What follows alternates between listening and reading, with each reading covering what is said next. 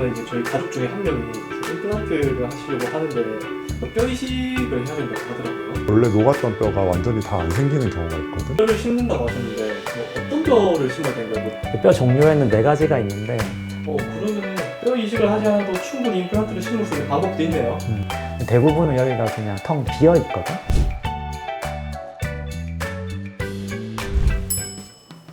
원장님, 저 오늘 상담 받을 게 있어서 왔거든요.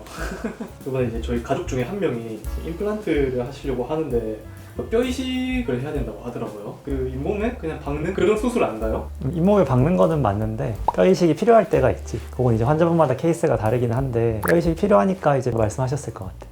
구체적으로 그럼 뼈 이식이란 거는 어떤 수술을 말하는 거예요? 임플란트를 심을 때 제 환자분들이 뼈가 좀 부족하신 경우가 있거든. 임플란트를 넣을 때 같이 뼈 이식을 해드리거나 아니면 진짜 뼈가 너무 없을 때는 거기에 이제 뼈만 먼저 넣어놓고 뼈가 좀 되기를 기다렸다가 나중에 임플란트를 심어야 되는 케이스도 있거든. 그런 경우에는 뼈 이식을 좀 같이 해드려야 되지. 그 뼈가 없는 경우는 어떤 거예요? 치주염 같은 걸로 치아 주변에 뼈가 녹아가지고 치아가 흔들려서 빠지는 경우면은 이게 치아가 빠지고 나서도 원래 녹았던 뼈가 완전히 다 안 생기는 경우가 있거든. 그런 경우에는 치아가 빠지기 전부터 치주염 때문에 뼈가 이렇게 많이 녹아 있는 거니까 그때는 이제 치아가 빠지고 나서 임플란트를 할 때도 뼈가 좀 많이 없으신 상황인 거지. 그리고 이제 두 번째는 치주염이나 이런 게 없고 치아가 부러진다거나 해서 빼시는 경우도 있잖아. 이제 치아를 오래 그 빈자리를 그대로 두면은 이제 환자분 회복 능력에 따라서 이제 뼈가 차오르기는 하거든. 아무리 오래 기다려도 이제 원상복구가 안 되는 경우가 많고 원래대로 다 차오르는 게 아니라 이제 보통 높이는 다 차오르는데 이제 폭이 좀 이렇게 얇아지는 경우가 있거든.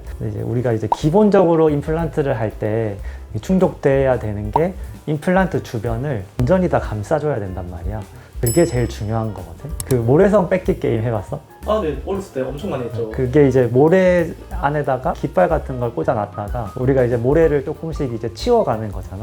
이게 그 깃발이 안 흔들리고 이제 딱 고정이 잘 돼 있으려면은 어떻게 해야 돼? 그 모래성이 두텁고 이제 단단해야 되겠죠. 그렇지. 임플란트도 똑같거든. 아까 잇몸이 다 차오른 상태라고 했잖아. 그 임플란트를 거기 넣었을 때 그 주변을 다 감싸주지 못할 정도로 차오르는 경우가 있단 말이야. 그러면 이제 나중에는 흔들리거나 그럴 수가 있거든. 그래서 뼈 이식이 필요한 거란 말이야. 그러면은 계속 뼈를 심는다고 하셨는데 어떤 뼈를 심어야 되는 거예요? 내 뼈인지 아니면 어떤 보형물이 있는 건지. 뼈 종류에는 4가지가 있는데 첫 번째 이제 자가골은 말 그대로 이제 환자분 뼈를 다른 데서 채취를 해가지고 내 뼈를 임플란트 심을 때 같이 넣는 게 자가골이거든. 그 다음에 두 번째는 동종골, 같은 종의 뼈라는 거잖아. 사람의 같은 종이면은 다른 분들의 뼈를 기증을 받아가지고 그거를 뼈로 해서 이제 만드는 건데, 세 번째는 이종골이거든. 사람이 아니라 다른 동물의 뼈를 한다는 건데, 그게 보통은 소뼈를 많이 이용한다거나 돼지뼈를 이용한다거나 이제 임플란트 할 때 같이 쓰는 거고, 마지막에는 합성골. 이거는 어떤 그 생명체의 뼈를 쓰는 게 아니라 이제 인위적으로 만들어낸 그런 뼈를 이제 합성골이라고 하거든. 크게는 이 4종류의 뼈를 쓴다고 볼 수 있어. 근데 그럼 얘기만 들었을 때는 내 뼈를 쓰는 그 자가골이 제일 좋을 것 같거든요. 이게 또 장단점이 다 있는 게 자가골을 쓰려면은 이게 어디서 갑자기 딱 생기진 않잖아. 어디 딴 데서 이렇게 떼와가지고 써야겠지. 근데 이제 임플란트를 하기 위해서 내 뼈를 깎아가지고 이거를 분쇄시키고 해서 넣는다고 했을 때 이 과정이 좀 쉬울까 어려울까? 듣기만 해도 어려운데. 그래서 이제 보통 이제 굳이 그렇게까지 안 하셔도 다른 뼈들도 임플란트 하기에는 충분한 경우가 많아가지고 임플란트 할 때는 굳이 딴 데 뼈를 이제 깎아 와가지고 쓰는 경우는 거의 없지. 그러면 뼈 이식 수술을 한다고 했을 때 그 진행 방식은 어떻게 되나요? 높이가 부족하면은 뼈를 이제 높게 더 쌓아 올려야 되는 거잖아. 요게 이제 뼈 이식이 됐다가도 다시 이제 가라앉는 경우가 많고, 높이는. 그래서 최근에는 이제 다행히 짧은 임플란트를 사용을 해도 이제 결과가 좋은 경우가 많아가지고, 그 두 번째는 폭이 부족할 때잖아. 폭이 부족할 때는 거기다 임플란트를 넣으면은 임플란트가 뼈로 완전히 다 감싸줄 수가 없잖아. 임플란트를 넣고 나서 이제 밖으로 노출되어 있는 임플란트 부위에 이제 뼈 이식을 해가지고 거기를 이제 완전히 다 감싸주는 거거든. 폭이 부족할 때는 그런 식으로 뼈 이식을 하지. 그 다음에는 상악동 거상술이라는 게 있는데, 여기 우리 광대뼈 있는 곳 있잖아. 여기가 이제 뼈로 차 있으신 분들도 있는데 대부분은 여기가 그냥 텅 비어 있거든.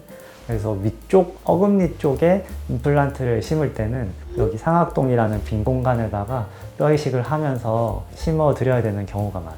이제 실제 엑스레이 사례를 보면서 얘기를 좀 해줄게. 네, 보여주세요. 여기서 보면은 여기에 약간 희미하게 뭐 약간 관 같은 게 내려오는 게 좀 보일까? 좀 보여요. 이게 지금 신경이 턱뼈에서 지나가는 건데 이게 되게 중요한 신경이거든. 임플란트를 심을 때 이거를 절대 건드리면 안 된단 말이야. 그래서 길이를 확보를 하기가 어려운 경우가 많아.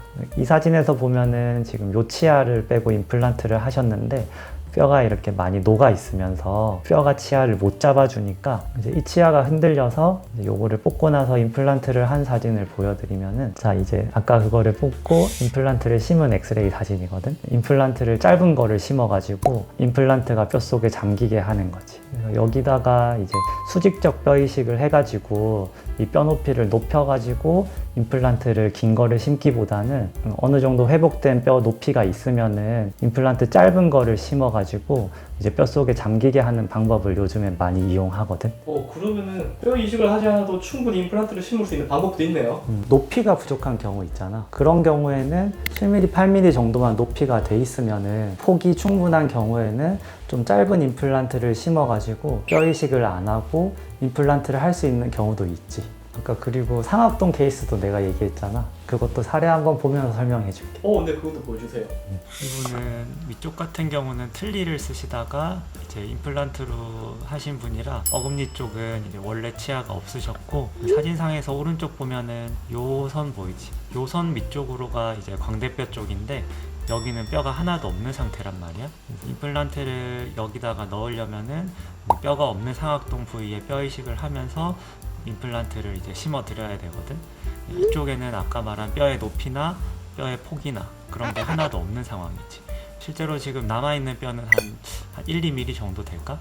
그 정도밖에 없는 상태여가지고 이제 임플란트를 심고 난 후의 사진인데, 여기는 아까 실제로 뼈는 요렇게밖에 없었고 여기 위쪽에는 상악동이라고 빈 공간이었는데 임플란트를 넣으면서 이렇게 뼈 이식을 좀 같이 해드려가지고 여기 보면 약간 돔 모양처럼 이렇게 보이지. 요게 이제 뼈 이식이 되고 임플란트가 들어간 거라 임플란트 주변이 뼈로 완전히 잘 감싸진 거지.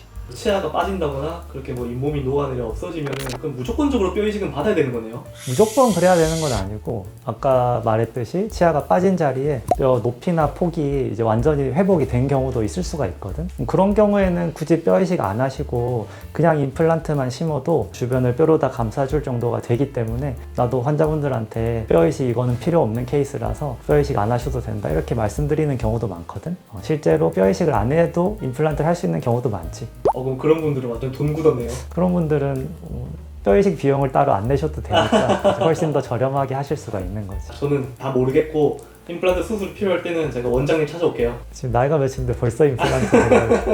그래서 제가 늙을 때까지 원장님 계속 진료 보셔야 되는 거 아니에요? 지금도 오늘 내일 하는데